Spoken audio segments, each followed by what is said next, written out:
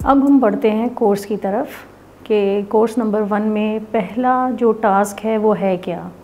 मगर सबसे पहले आप जो हैं वो ये वादा करें कि इस टास्क को करने से पहले आप अगली वीडियो की तरफ नहीं बढ़ेंगे, अगली वीडियो नहीं देखेंगे जब तक आप ये तहैया नहीं कर लेंगे कि ये टास्क पूरा करने तक या करने के बाद आपने जो है अगली वीडियो की तरफ बढ़ना है।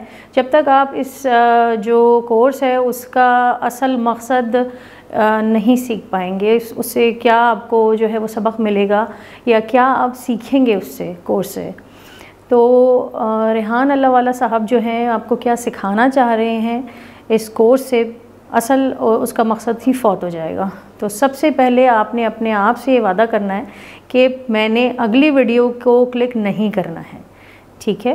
फ़र्ज़ कीजिए आपने एक गेम डाउनलोड किया और उसको आप आखिरी लेवल से खेलना शुरू हो गए और आपने वो खेल ली गेम और आपने बिलफ़र्ज़ विन भी कर लिया।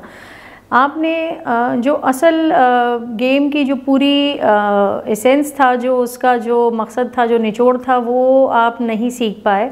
आपको वो मज़ा जो है वो नहीं आ सकेगा।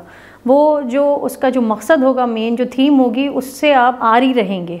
तो असल मकसद ये है कि आप हर जो कदम है, हर जो स्टेप है, उसको आप लेंगे, स्टेप वाइज आप चलेंगे।